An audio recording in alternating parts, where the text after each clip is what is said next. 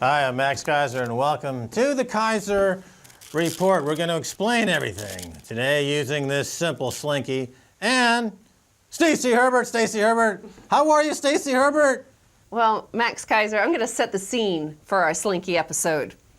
Household wealth down 23% in 2 years. So according to the Fed, the average American family's household net worth declined by 23% between 2007 and 2009. The median net worth of households fell from $125,000 in 2007 to $96,000 in 2009. And the families with stock portfolios were hit especially hard. Their wealth was down by 30%. Yeah, they got shellacked, as Obama said, during the stock market crash. And because people in America don't work anymore, they speculate in the stock market and they lose their independence as workers and they become dependent on the casino gamblers. So then they lost a bunch of money and they got a free breakfast though.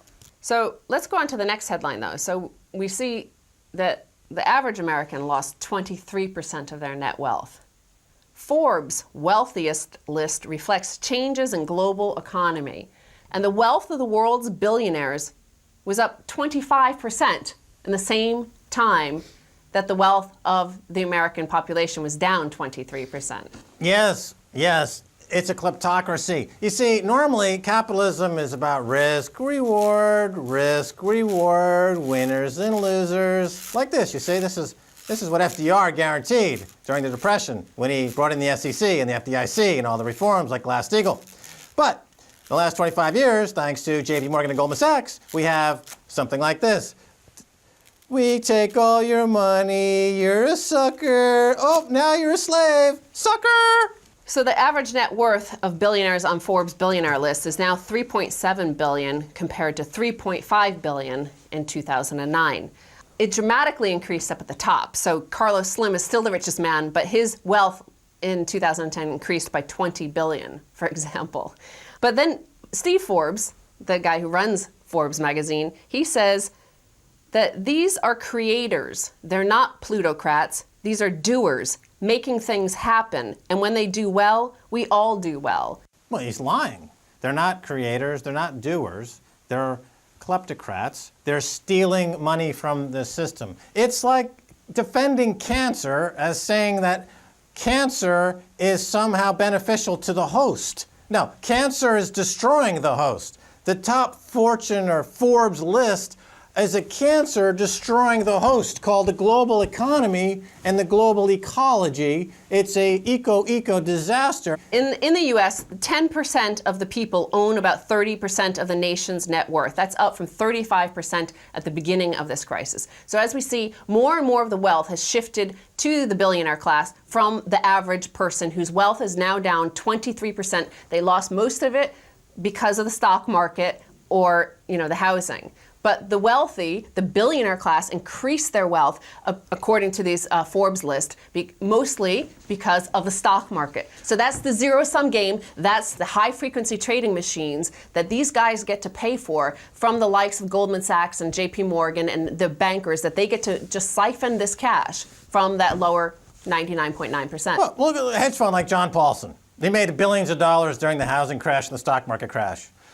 Because John Paulson and Hank Paulson together are part of the conspiracy to crash the markets and the lording with the Federal Reserve Bank because they benefit. And the proof is in their net worth gain. They're making billions of dollars on the crashes, and they're making billions of dollars more on the return trip up, like a Warren Buffett, for example, who's not an honest guy who's making an honest buck. He's gaming the system. And he should be removed from the system because he's leeching from the system. Well, they're making money on the collapsing system. John Paulson, who you mentioned, I do believe he has Alan Greenspan working for him. So Alan Greenspan is the architect of the system that we currently that collapsed 2 years ago. We have no system at the moment other than just these kleptocrats just taking. So let's look at the consequence of this collapse of the system. The 23% of the wealth evaporated from the bottom 99.9% of Americans. Here's a response. Glenn Beck exposes economic terrorist plot on U.S. by far left unions.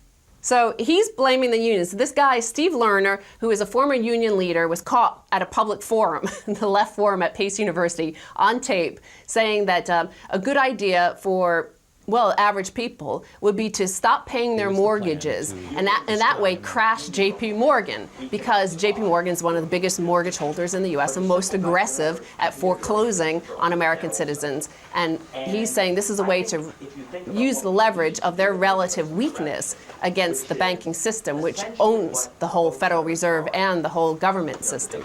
Right. Steve Lerner is a sister campaign to our campaign of buying silver to crash JP Morgan. Steve Lerner is saying default on your mortgages, don't pay your mortgage to crash JP Morgan. And the same reason anyone with cancer would want to get rid of cancer. And Glenn Beck, who's a apparatchik, he's a propaganda meister for the frickin' terrorists on Wall Street and Murdoch, he's trying to point this guy as the bad guy, which of course is propaganda. And I believe there's even more to this story. Well, he's telling his audience it's the leftists, the far left, the union organizers, people who want to organize you are the bad guys, that they could cause a run on the banking system, he's saying. So I want to remind people of what happened in 2008. Who is the financial terrorist in this case? And I refer you to this little video clip, and this is Paul Kanjorski. He's a congressman from Pennsylvania, and this is him in 2009 on C-SPAN, and he's talking about Thursday, September 15th, when he was visited by the Treasury Department officials, and they said $550 billion had been withdrawn from money market funds within an hour to 2 hours that morning. We were having an electronic run on the banks. They decided to close down the money accounts and announce a guarantee of $250,000 per account so there wouldn't be further panic out there. And that's what actually happened. If they had not done that, their estimation was that by 2 o'clock that afternoon, $5.5 trillion would have been drawn out of the money market system of the United States, would have collapsed the entire economy of the United States, and within 24 hours, the world economy. It would have been the end of our economic system and our political system as we know it. Yeah, just to break this down, Glenn Beck is saying Steve Lerner is risking a run on the system. Contrast that with what we saw in 2008. A multi-trillion dollar, multi-hundred billion, soon-to-be trillion-dollar actual run on the system by financial terrorists like JP Morgan, which Beck doesn't mention in his little story of what the history is, and he's vilifying a worker. He's scapegoating a worker. Glenn Beck is the guy who would be a guard at a concentration camp. That's the kind of thing he would do. Well, let's get a little bit more into the actual details of what he's saying here. He's talking about this one guy at a university open forum where anybody in the world can go. Anybody could have walked in there and listened to this guy. Paul Kanjorski was the head of the subcommittee on capital markets in the Congress, the United States Congress, the representatives of the people, the people's house. He's a congressman. The Treasury Department officials came to him and secretly told him that if you don't release this money, at this point they were talking about TARP, if you don't release $850 billion, there will be a $5.5 trillion run on the money market system. We will collapse the system. Instead, now Glenn Beck is trying to direct you to this little guy at a public meeting, and that he's the cause of the financial catastrophe. This is the message they're trying to put into people's minds out there who are desperate and on food stamps. Yeah, well, Glenn Beck, he'll have another one of his rallies soon, and he'll be handing out little yellow armbands with stars on them to the people as part of his final solution. I mean, how much more evidence, how much more proof do you need that this guy, Beck and Murdoch, are working for the same fascists who eliminated millions 60 years ago? How much more evidence do you need?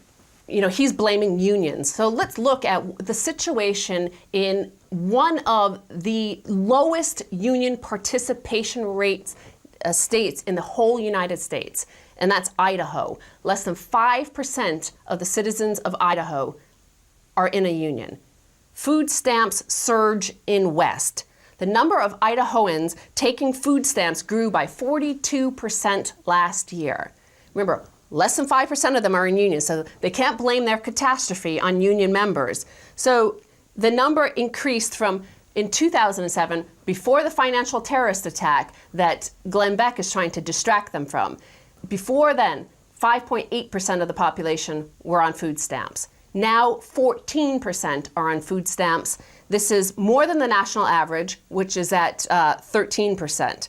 So the national numbers of people relying on food stamps, which is like a pitiful amount, something like $100 a month per individual, it's up 17 million nationally since the crisis began. In Idaho alone, it's up 136,115 people now rely on food stamps. This is a state which is a very classically red state. It's a very Fox News sort of audience. This is what Glenn Beck and his terrorists that he's defending, they've caused the starvation, the near starvation of 17 million people.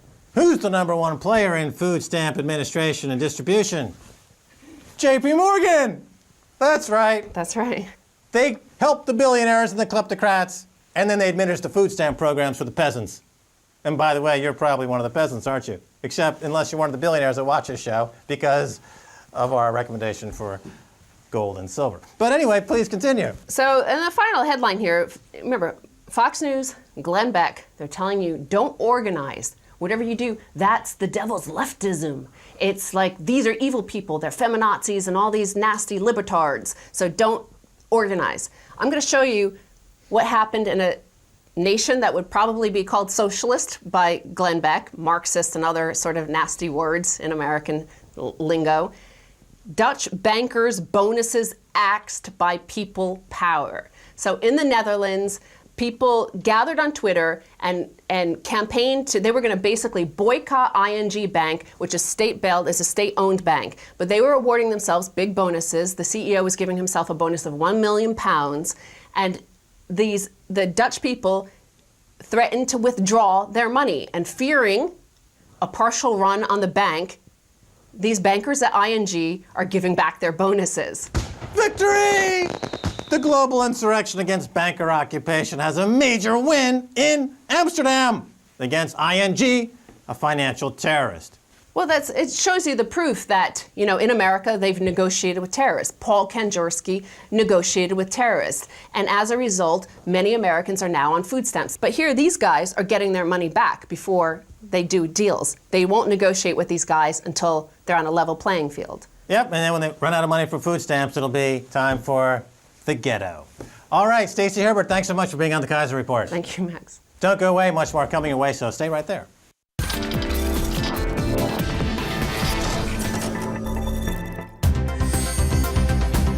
The close-up team has been to the Yaroslavl region, where handicrafts have become a major industry. Now RT goes to a former top-secret military stronghold, which today has limitless possibilities for extreme sports, where the long-lost secret of Damask steel has been discovered, and the real Soviet fleet divers' watches are made. Welcome to the Chelyabinsk region. Russia Close Up on RT.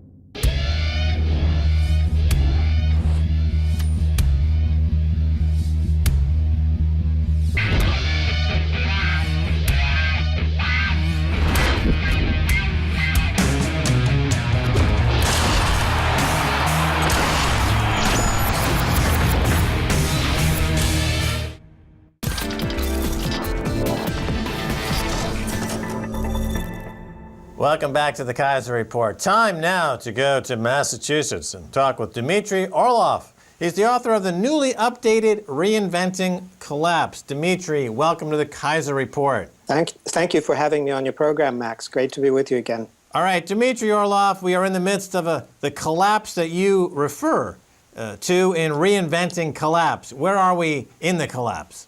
Well, it's hard to tell which phase we're in. Some countries have gone through political collapse. Other countries are in the midst of a financial collapse. And now we have a bit of a commercial collapse on the way because of, say, missing Fujitsu air sensors that are required in just about every production automobile that is supposed to be rolling off the production lines but isn't. Okay, you're talking about supply line disruption, correct? And the Yes. post-globalization era. Break it down for us. Basically, companies have shifted completely to just-in-time inventory control systems. And the logistics are becoming a nightmare because Japanese manufacturing has shut down to quite a great extent. Won't be up and running because of electricity shortages, because of nuclear plants offline. And these companies have diversified their sources of the parts they need for the various manufacturing processes between several Japanese manufacturers in many cases. And since both of those manufacturers happen to be offline, not much will be moving. So then we'll have actual shortages of product, of spare parts that are needed to keep systems running, and so on. It sounds a lot like Soviet Union, with factories stacked up with stuff that they can't ship, products that nobody wants, workers being underpaid. As a matter of fact, when you wrote the original Collapse Gap, you made the comparison between the U.S. and Soviet-era Russia, saying both countries were spending military budgets out of control, that the Soviet Union collapsed, and that the U.S. would collapse shortly thereafter. We're in the midst of that collapse. The U.S. is stepping up its military spending. They're in Afghanistan, they're in Iraq, now they're in Libya. People are asking, where's the money coming to spend in Libya? I think per your collapse gap scenario, it all makes sense. Fill in the details. Well, what's happening now in Libya is just a very striking example of being unable to stop, even though what you're doing isn't actually working. Leaving Gaddafi in power would have been a nightmare scenario because of his brand of Islamic democratic tribal socialism. It would have been okay to have all of these Western supported dictators knocked over and replaced by somebody that the West could appoint through some kind of because the West is has such expertise in freedom and democracy, they could ship in some experts and find somebody else. But if these Muslim countries have their own expert on freedom and democracy, that would be a big problem for the West and for the United States. So I can see where they would be motivated in removing Gaddafi, but this is just an extreme example of being unable to stop this astroturf revolution that they're now perpetuating in Libya. Probably won't end very well for anyone, even if Gaddafi is removed. And I can just generally see how this is not going to evolve into anything stable. All right, let's take a look at the mainstream media's coverage of what's happening in the U.S. and the economic collapse in the U.S. They seem to be leaning in the direction of blaming everything on the unions, particularly teachers. Your thoughts, Dmitry Orlov? The American political system loves to pick victims, and they generally are the weakest part of the population. They don't really fight back. You don't really want to pick a fight with a soldier, but why not pick a fight with a school teacher instead, if you can? There have been all sorts of efforts to victimize, dark-skinned women with too many children, and you call them welfare queens. Things like that. You blame immigrants, you blame defenseless people, and this is just part of this sadistic streak that exists in American politics, and it comes out in the worst of times. This is just part of it. All right, so that sounds like scapegoating. It sounds like scapegoating from the World War II era. A helpless or a minority in the population was chosen and scapegoated, and everything was blamed on them. So you're saying in the U.S., they're teaching teachers as they're scapegoating teachers and the weakest in society with the least rights, and they're blaming all of them? Is that correct? Well, yes, it is. They're hoping that at the same time that by demolishing as much of the social infrastructure as exists in the country, getting rid of the people who make for a literate population, for instance, you will end up with an even less literate population that will be unable to oppose the government, unable to stand up for themselves and demand that their rights and needs be met. So in this, they might actually be successful. All right, so there's a pogrom being conducted by the government against its own people in the U.S. Can we say that without any hesitation?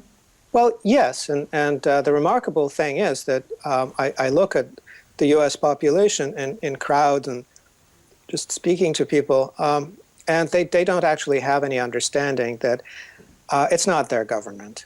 that they don't have any control over it, that it completely ignores anything that they will say, will pretty much follow the dictates of the people who own the government, and it's not the general population that owns the government. And they still feel that there's some kind of a role to be played by them in voting or in forming some kind of an opposition. Intelligent people talk about forming a third party as if this is a political system that can be reformed.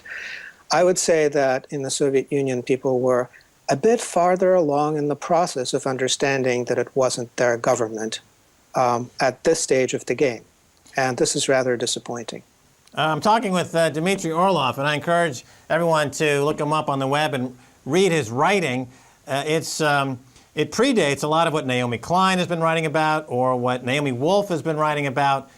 Dmitry has been doing a bit of a social science experiment by mapping the fall of Soviet Empire and the fall of the U.S. Empire and finding remarkable overlapping between these two countries, and the collapse gap is just about completely closed. Let's talk about currency, the role of currency in the collapse, in particular the U.S. dollar and the increasing doubt that we see in the global community in the U.S. dollar. What do you see happening there? I noticed that the fellow who was coining gold and silver dollars a while ago, I think it was something like Free Money, I don't remember the exact name of the company, but he just got locked up for 25 years.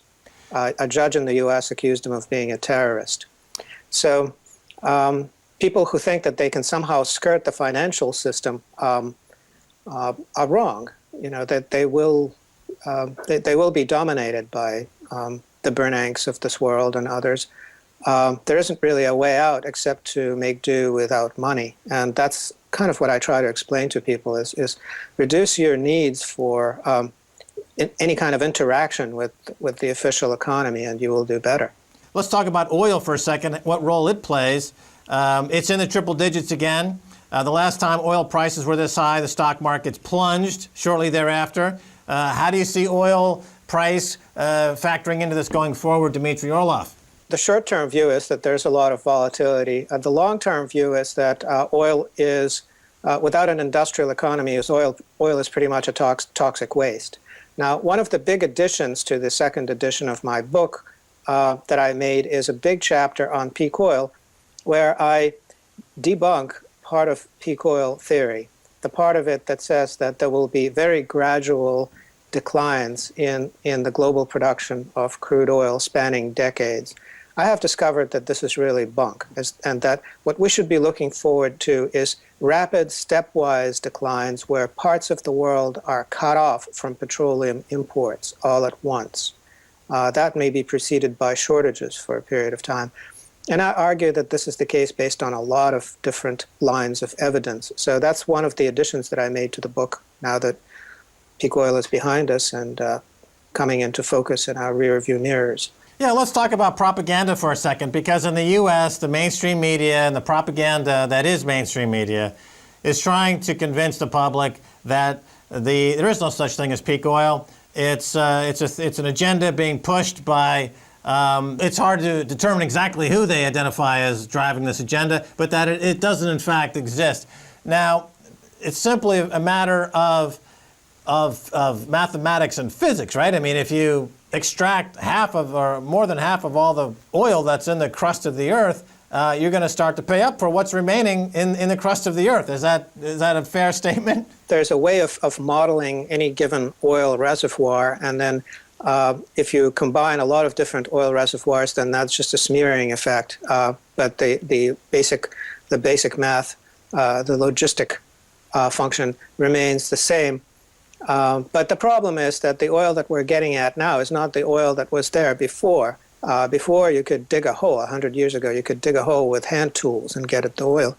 Now you have to drill offshore. There's also all sorts of technical complexities to get at the remaining oil, which makes it much more expensive, and at some point it makes it sub-economic. That is, there isn't enough spare energy or money left over to keep the economy going while getting at the amount of oil required to keep the economy going. That's just one of the effects, but there's a lot of different effects that play into it, such as resource nationalism in various countries, where they see it to their advantage to consume as much oil as possible and export as little as they can get away with, because that puts them in a relative advantage vis-a-vis the oil importing countries. There are a lot of things that will basically disrupt the global economy by causing oil shortages and price spikes in various places and crashing the economies of various countries.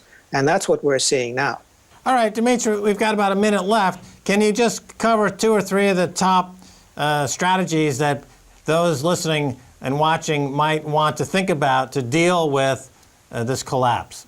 Well, one thing that Fukushima has brought to the fore is make sure you're not within 50 kilometers of a nuclear power plant. Just get a map, draw dots where the plants are, draw 50-kilometer radius circles around each one, and make sure you're not living in there, because we know now that one little mistake and you go from people in white smocks with clipboards to the Three Stooges running around with plastic bags on their feet in radioactive brine.